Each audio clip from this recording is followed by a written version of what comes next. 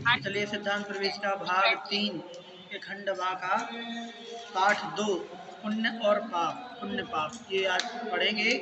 पहले पाठ में है प्रार्थना, तो इसको हम नहीं पढ़ा रहे हैं। पाठ 2 में जो पुण्य पाप है इसको हम पढ़ाएंगे। तो शुरू करते हैं कि प्राणी की जीवन रूपी नदी के दो किनारे हैं, पुण्य और पाप। जब तक जीवन नदी इन दो पाटों किनारों के बीच गमन करती है तब तक ही संसार है, और जैसे ही वह इससे ऊपर उठता है मुक्त बन जाता है। मुक्त बनने में सबसे बड़े साधक कहे या बाधक ये पुण्य पाप ही हैं। इसके बारे में फैली हुई अनेक भ्रांतियों के निवारण के लिए इनका क्रमिक स्वरूप देखते हैं।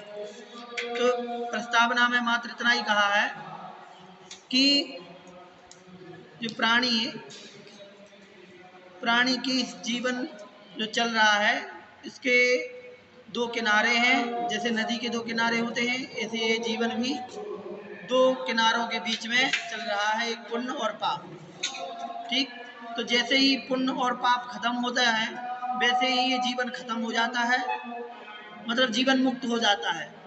तो जीव मुक्त हो जाता है, जैसे नदी के किनारे खत्म हो जाते हैं तो वो नदी भी समाप्त हो जाती है, और नदी नदी नहीं रह जाती। ठीक है, सुना है सब लोगों ने कि नहीं? सुन लिया? तो इसके बारे में कुछ लोग अलग अलग तरीके से सोचते हैं, तो आगे अपन समझेंगे क्या क्या इसमें है। पुण्य का स्वरूप और पाप का स्वरूप दोनों को अलग अलग बताया है। सबसे पहले पुण्य क्या है, तो कषाय की मंदता सहित शुभ परिणामों को पुण्य कहते हैं।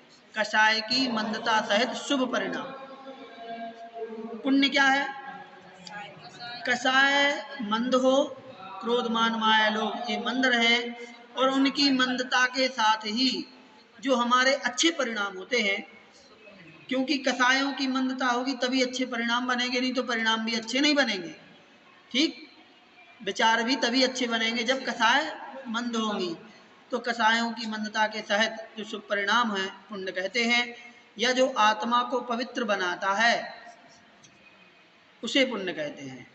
तो पुनाति इति पुण्यम, जो पवित्र करे उसे पुण्य कहते हैं।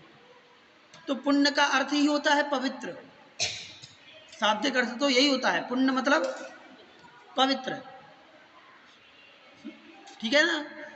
तो आत्मा को जो पवित्र करे वो पुण्य है। और ये कैसे होती है? जब कषाय मंद होती हैं तब। कारण, पुण्य का कारण क्या है? दान आदि कार्य करने से, गुरुओं का सम्मान करने से, पाप कार्य ना करने से, सत्य बोलने से, क्रोधादि कषाय मंद करने से, माता पिता बड़े जनों की सेवा करने से, षट आवश्यक कार्य आदि करने से पुण्य बंध होता है। सभी शुभ क्रियाओं से पुण्याश्रय होता है। तो ये पुण्य के क्रियाएं हैं। पुण्य क्या है? तो पवित्रता का नाम, आत्मा की पवित्रता का नाम पुण्य है।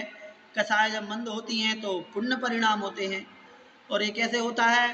तो आवश्यक करना, अपने भावों को निर्मल रखना, है ना, अपने से बड़ों को सम्मान देना, दान आदि कार्य करते रहना, ये सब पुण्य है। आप लोग, हमें ऐसा लग रहा है कि बहुत सारे लोग सुन नहीं रहे। तो सर्दी कितने जन को हो गई? एक दो, आपको नहीं गई?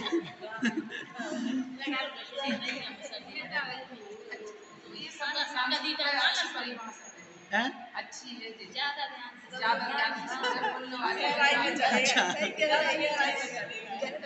गहराई में चले गए। हम डरा गए ना, तो इतने गहराई में तो डूब न जाओ। हाँ वही, हाँ। तो पुण्य का कारण यही है कि दान आदि करें। तो लौकिक में अच्छे काम करना और पारलौकिक के लिए, मतलब अपने से घर परिवार में ही बड़े जनों का आदर सम्मान विनय करना, ये भी पुण्य का ही कारण बनता है। और धार्मिक क्षेत्र में भी दान आदि करना। षट आवश्यक एक शब्द बोल दिया, उसमें 6 चीजें हैं: देव पूजा, गुरु उपासना, स्वाध्याय, संयम, तप, दान, ये सब आ गए। तो ये सब क्या है, पुण्य के कारण है।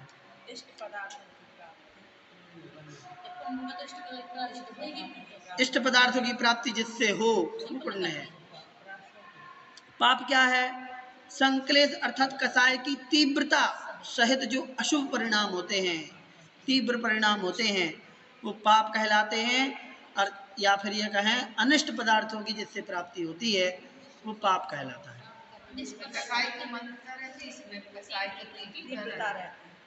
इसमें कसाय तेज रहती हैं पाप में। क्रोध मान माया लोभ ये जब तेज होंगे तभी तो अपन पाप में जाएंगे। क्रोध ज्यादा होगा तो अपन मारेंगे पीटेंगे गाली देंगे। मान कसाय ज्यादा होगी तो अब शब्द कहेंगे तिरस्कार करेंगे। माया कसाय होगी छल कपट करेंगे। लोभ कसाय होगी तो फिर सबरे पाप करेंगे लोभ कसाय में। ठीक, तो कषाय जब तेज होती हैं तो अंदर से परिणाम अशुभ बन जाते हैं। तो फिर होता है पाप का आगमन। और ये पाप का आगमन होता है तो ये क्या करता है, अनिष्ट पदार्थों का हमसे मेल कराता है। जो चीज हमें नहीं चाहिए, जिससे हम दूर भागना चाहते हैं और जिसके बारे में चाहते हैं कि ये मिले ना, ये ना हो जाए बस, तो वो ही होगा। और जो चाहेंगे ये हो जाए तो वो ही नहीं होगा। फिर लोग क्या कहते हैं कि क्या बताएं भैया, वो जो सोचे थे वो तो होता ही नहीं है। तो भैया सोचते वो हो कि अच्छा सोचते हैं और करते बुरा है, तो फिर कैसे आएगा। फिर कहेंगे कि जो सोचते हैं वो तो होता ही नहीं, उसका उल्टा होता है। जो सोचेंगे उसका उल्टा होता है। तो अपन सोचते उल्टा है नहीं, अपन बुरा तो कभी सोचते नहीं कि हमारा बुरा हो जाए। सोचते हैं अच्छा, लेकिन कर रहे होते हैं हाँ। तो ये इसीलिए नहीं हो पा रहा है। तो क्या होता है कि इष्ट की प्राप्ति नहीं हो पाती क्योंकि वो पुण्य हमारे पास है ही नहीं। यदि इष्ट की प्राप्ति चाहिए है कि भाई जो हम सोचे अच्छा वो ही अच्छा हो जाए, तो उसके लिए हमें पुण्य बढ़ाना पड़ेगा। चाहे वो व्यापार हो, चाहे नौकरी हो, चाहे रिलेशनशिप हो, कुछ भी हो, जो हम चाहते हैं कि ये अच्छा हो जाए तो उसके लिए हमें पुण्य में वृद्धि करनी पड़ेगी। और पुण्य ही वो चीज है जो हमारे इष्ट वस्तु दिलाती है। जितना पुण्य होगा आप जो सोचोगे वो मिलता चला जाएगा, और नहीं होगा तो पाप होगा ज्यादा। तो क्या होगा, जो हम सोचेंगे कि ना हो ना मिले वो ही मिलेगा, ऐसा। तो पाप के कारण क्या होते हैं, तो जो पुण्य के कारण है उनके उल्टे कर दो। दान अधिकार नहीं करना, गुरुओं का सम्मान नहीं करना, पाप में लगे रहना, पांचों पापों में लगे रहना, बड़ों का सम्मान नहीं करना, सटावश्यक नहीं करना। बाकी इसमें लिखे ही हैं, घात करने से, झूठ बोलने से, पाप करने से, कसाय करने से, सब वही है अशुभ क्रियाएं। पुण्य और पाप दोनों के दो दो भेद हैं। पुण्य भी दो प्रकार का, पाप भी दो प्रकार का। पुण्यानुबंधी पुण्य और पापानुबंधी पुण्य, और पुण्यानुबंधी पाप, पापानुबंधी पाप। पुण्यानुबंधी पाप क्या होता है, पुण्यानुबंधी सबसे पहले पुण्य, पुण्यानुबंधी पुण्य और पापानुबंधी पुण्य।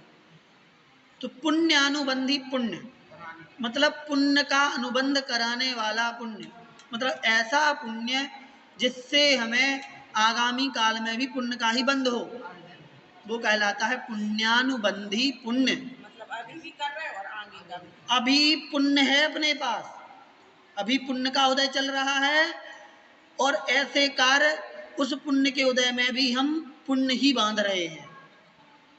ठीक, तो वो कहलाता है पुण्यानुबंधी पुण्य। तो पुण्य का अनुबंध कराने वाला पुण्य, अर्थात पुण्य के माध्यम से पुण्य का अर्जन करना, ये पुण्यानुबंधी पुण्य है। जैसे दान आदि देना, दान देना पुण्यानुबंधी पुण्य है। क्यों है, क्योंकि जो भी अपने पास मिला है वो पुण्य से मिला है। वो जब दान करते हैं तो पुण्य का काम हो गया, तो उसी से अपन क्या कर रहे हैं, पुण्य ही कमा रहे हैं। वही जो अभी बांध रहे हैं वो आगे आएगा, पुण्यानुबंधी पुण्य हो गया। जैसे पैसे से पैसा कमाते लोग, जैसे पैसे से पैसा कमाते हैं कि पहले 1 लाख रुपया से व्यापार शुरू किया, उससे जो कमाया तो उससे फिर और सामान खरीद लाए हैं, तो फिर कमाया तो उससे तरह और ज़्यादा प्रॉफिट हुई तो और ज़्यादा सामान, तो दुकान बढ़ती चली गई, तो पैसे से पैसे कमा रहे हैं। तो ऐसे ही पुण्य से पुण्य कमाना, ठीक। और दूसरा है पापानुबंधी पुण्य, ऐसा पुण्य जो आपको पाप का बंध कराए। अभी तो पुण्य है लेकिन उससे आपको पाप का बंध हो रहा है। पुण्य के माध्यम से पाप का अर्जन, हाँ, पुण्य के माध्यम से पाप का अनुबंध कराने वाला पुण्य। स्टार्ट में क्या लगा? पाप का अनुबंध कराने वाला पुण्य, अर्थात पुण्य के माध्यम से पाप का अर्जन।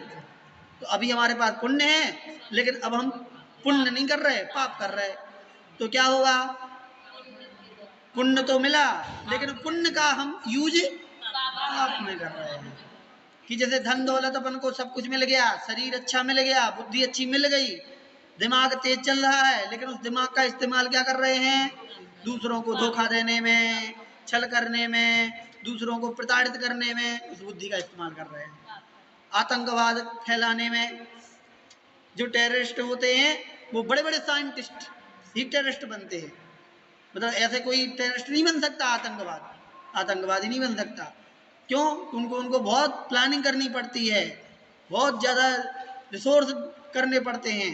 जब तेज दिमाग होगा तभी तो कर पाएगा। तो दिमाग तेज उसके पास भी है और एक उसके पास भी है जिसने जो देश की तरक्की में काम कर रहा है। तो पापानुबंधी पुण्य क्या कहलाएगा? वो आतंकवादी कहलाएगा कि उसको पुण्य से बुद्धि तेज मिली लेकिन उस बुद्धि का इस्तेमाल काय में कर रहा है? पाप में कर रहा है। ठीक। एक ताकतवर इंसान, पुण्य से उसे ताकत तो मिली लेकिन उस ताकत का इस्तेमाल काय में कर रहा है? दूसरों को मारने में। आपके पास एनर्जी है, ताकत है, आप उसके दो इस्तेमाल कर सकते हैं। एक तो आप व्रत संयम उपवास में उसी ताकत का इस्तेमाल कर सकते हैं और दूसरों को मारने प्रताड़ित करने में भी कर सकते हैं। तो जो मारने में करेंगे, पाप में करेंगे तो पाप का बंध होगा, और पुण्य में करेंगे तो पुण्य का बंध होगा। तो हर चीज में लगा लेना चाहिए। फिर आता है पाप के दो भेद कि पापानुबंधी पाप और पुण्यानुबंधी पाप।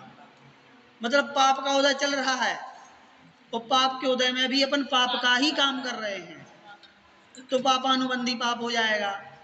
ठीक। मतलब पाप की क्रियाएं जिससे पाप का बंध हो। तो पाप का अनुबंध कराने वाला पाप अर्थात पाप के माध्यम से पाप का अर्जन करना। जैसे भिखारी पाप कर्म के उदय से भिखारी बना लेकिन उसके बाद भी वह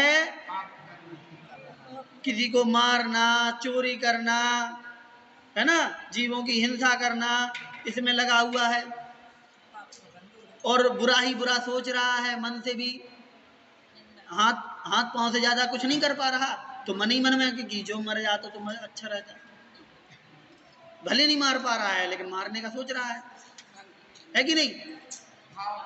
जो तंदुल मच्छ है, तंदुल मच्छ जो राघव मच्छ की आंख के कीचड़ में आंख नहीं आता कि कान भी आता है। ठीक। तो वो जो है वो क्या कर रहा है? एक भी मछली को नहीं खा रहा है, वो सिर्फ सोच रहा है कि इतना बड़ा मच्छ है, मुंह फैलाए खड़ा पड़ा हुआ है, मुंह खोल करके इतनी हजारों मछलियां आ रही हैं और जा रही हैं, एक को भी नहीं खा रहा। हम होते तो एक ना बचने देते हैं, क्या करा? हम होते तो एक ना बचने देते। उसने एक भी मछली नहीं खाया लेकिन वो तंदुल मच्छ 7वें नरक में जाता है। तो क्या किया? पाप के कर्म उदय से वो पहले तो मछली बना, त्रियंज में जन्म हुआ। ठीक। और फिर वो उसने उसके उदय में भी पाप का ही सोचा तो नरक में चला गया। यह पापानुबंधी और पुण्यानुबंधी पाप। तो पुण्यानुबंधी पाप पुण्य का अनुबंध कराने वाला पाप, मतलब ऐसे पाप जिससे पुण्य का बंध हो जाएगा। ये बड़ा समझने की चीज है कि ऐसा कौन सा पाप है जिससे पुण्य का बंध हो है? तो कहोगे ऐसे पाप तो हमें भी करने हैं। के माध्यम से पुण्य का अर्जन। हाँ, पाप के माध्यम से पुण्य का अर्जन होगा। जैसे मंदिर की सुरक्षा के लिए शस्त्र चलाना, ये पुण्यानुबंधी पाप है। देश की रक्षा के लिए गोली चलाना, धर्म की रक्षा के लिए शस्त्र चला देना, ये सब पुण्यानुबंधी पाप है। पाप तो है लेकिन पुण्य का बंध होगा, पाप नहीं बंधेगा। पुण्य बंधेगा, पाप नहीं बंधेगा। धर्म की रक्षा के लिए, इसकी रक्षा के लिए ये पुण्यानुबंधी पाप है। इसी ऐसे ही एक और प्रश्न आता है कि भाई मंदिर बना रहे, अब लोग कहते हैं जैसे आचार्य महाराज जी इतने मंदिर जुड़ाने हैं, उनको तोड़ करके और उसकी जगह नए मंदिर बनवा रहे हैं कि भाई आशीर्वाद दे रहे हैं, लोग कर रहे हैं, लेकिन पाप भी लगेगा, ये बोलते हैं। या फिर नया मंदिर भी बन रहा है कोई, तो उसमें भी मुनियाद को पाप लगेगा, क्यों? आशीर्वाद दे रहे तो मिट्टी गारा खुदाई सब तो हो रहा है, तो उनको भी जाएगा। ये बिल्कुल भी गलत है। इस पूरे काम में जो करने वाले हैं ना तो उनको पाप का बंध है, न जो आशीर्वाद देने वाले मुनिराज हैं उनको पाप का बंध है। सबको अनंत गुणे पुण्य का ही बंध है। क्यों? क्योंकि संस्कृति की रक्षा के लिए वो काम किया जा रहा है, धर्म की रक्षा के लिए। यदि 400-500 साल पुराने जो ढहते हुए मंदिर को, या आज नहीं तो 100 साल बाद ढह जाएगा, ऐसे मंदिर को यदि हटा करके और उसी की जगह पर पाषाण का ऐसा मंदिर स्थापित कर दिया जाए जो 5000 साल तक रहेगा, तो उसका मतलब है कि हम 5000 साल तक के लिए उसी मंदिर को हमने सुरक्षित कर दिया। कोई भी मंदिर हो, जितने दोबारा बन रहे हैं, तो हमने क्या किया, उनकी नई सीमा बना दी। तो वो पाप का बंध नहीं कर रहे, पुण्य का बंध कर रहे हैं। तो आपको नजर तो आएगा पाप की क्रियाएं, ठीक। अब देखो, सुनिए, और हमें इस समय भी यही चीजें बोली थी जब हमने पहले पढ़ाया था ये पाठ। उस समय ही बताया था कि आप घर में चावल बनाने के लिए चावल धोते हैं और मंदिर में पूजा करने के लिए भी चावल धोते हैं। जब घर में खाना बनाने के लिए चावल धोएंगे तो पाप का बंध होगा, लेकिन मंदिर में जब पूजा करने के लिए चावल धो रहे हैं गर्म पानी से तो पुण्य का बंध होगा। बताओ, क्रिया तो एक ही है, वही चावल वही पानी वही धोना। क्यों? ये धर्म के कार्य के लिए कर रहे हैं। यहाँ पाप की क्रिया है लेकिन पुण्यानुबंधी पाप है। खुदाई कर रहे हैं हम, अपना घर मकान बनाने के लिए नींव खोद रहे, गारा मिट्टी सब करवा रहे, तो उसमें जीवों की हिंसा वहां भी हो रही, वहां पाप बनेगा। लेकिन मंदिर में, मंदिर बनाने के लिए जब हम खुदाई कर रहे हैं, सब ईंटा भी वही काम हो रहा है, लेकिन यहाँ उसी क्रिया में पाप नहीं लगेगा। ये पुण्यानुबंधी पाप होते हैं, ठीक। इसको अच्छे तरीके से समझ लेना चाहिए।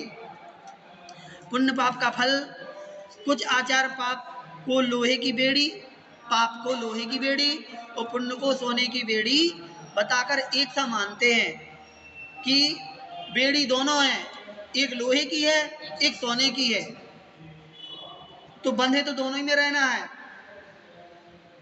छूटने वाले नहीं है। लोहे की में बंधो चाहे सोने की में बंधो, बंधे तो है ही, भग नहीं सकते तुम, ये सत्य है। फिर भी पुण्य परंपरा से मोक्ष का कारण है, जबकि पाप नियम से कुगतियों का कारण है। पुण्य से जहाँ उच्च पद, धन, संपदा, ऐश्वर्य की प्राप्ति होती है, वहीं पाप से लोक निंद कुल में जन्म लेना पड़ता है। इसलिए पाप से पुण्य श्रेष्ठ है, ठीक। अब पुण्य से यदि संसार में भी हम चल रहे हैं, जब तक मोक्ष नहीं हो रहा है, तो संसार में भी हमें अच्छा संसार मिलता रहेगा यदि पुण्य रहेगा तो, और पाप रहेगा साथ में तो संसार मिलेगा लेकिन बुरा संसार मिलेगा। मनुष्य तो हैं, लेकिन एक वो ही मनुष्य है जो नालियां साफ करता है, झाड़ू लगाता फिरता है। एक वो मनुष्य भी हैं जो अपन लोग हैं, जो अपन को ऐसे देव साधु गुरु की पूजन करने का, व्रत संयम करने का, जनवाणी सुनने का अवसर मिल रहा है, उच्च कुल में जन्म लिया, तो मनुष्य तो बन गए, लेकिन दोनों के संसार में फर्क है कि नहीं? तो यही पुण्य और पाप का फर्क होगा। बंधे तो हैं, ठीक, लेकिन जब तक मुक्त नहीं हो रहे तब तक सोने की बेड़ी से बंधो। लोहे की बेड़ी से ना बंधे, क्योंकि लोहे की बेड़ी से बंध गए तो उसमें घाव होएंगे, घाव होएंगे तो फिर आपको शरीर नष्ट हो जाएगा, खराब हो जाएगा, घाव हो जाएंगे, बर्बाद हो जाएगा शरीर। सोने के आप आभूषण पहन लो और लोहे के पहन लो, दोनों में अंतर है कि नहीं है? लोहे का हार पहनेंगे तो क्या हो जाएगा, छिल जाएगा पूरा शरीर, जल जाएगा, घाव हो जाएंगे। लेकिन सोने का पहने रहते हैं तो जिंदगी भर पहने रहते हैं, कुछ नहीं होता है कि नहीं? तो यही पुण्य और पाप में है। और पुण्य क्या करता है, हमें मोक्ष, परंपरा से मोक्ष तक ले जाता है, और पाप हमेशा नीची गतियों में ले जाता है, संसार में भटकाता है। इसलिए बेड़ी तो दोनों है, लेकिन भैया लोहे की बेड़ी से ना बंधो, जब बंधना नहीं है तो सोने की बेड़ी से बंधो जब तक बंधना है, और जब मौका मिलेगा तो छूट जाएंगे। लोहे की बेड़ी को काटना पड़ता है, पुण्य की बेड़ी को, पुण्य की हाँ उतारना पड़ता है, उतारने में आनंद है, कट पकड़ने में आनंद है। लोहे की होगी अगर तो उसको काटना पड़ेगा। हाँ हाँ हाँ हाँ सोने की उतारते हैं अपन, काटते हैं। हाँ, लोहे की, सोने की बेड़ी को क्या करेंगे अपन, उतारेंगे, काटेंगे नहीं। हाँ, लोहे की बेड़ी को काटेंगे, सोने की बेड़ी को उतारेंगे। पुण्य एवं पाप दोनों ही संसार अपेक्षा हैं, ध्यान से, ठीक है? संसार की अपेक्षा से दोनों हैं, मतलब दोनों छोड़ने योग्य हैं। अपने चिंतन में और श्रद्धान में तो यही रखना है कि दोनों ही छोड़ना है, नहीं तो मोक्ष कैसे होगा? छूटना तो दोनों ही से है, अपने अंदर, हाँ, दोनों से छूटना है, क्योंकि बंध दोनों से होता है, दोनों ही संसार का कारण है। इसलिए यद्यपि हमें पापों का सर्वदेश त्याग नहीं है कर सकते, तथापि अणुव्रत रूप एक देश त्याग तो करना ही चाहिए, जिससे हमारी स्थूल पापों से विरक्ति हो और पुण्य कार्य करने में रुचि बढ़े। ठीक है ना?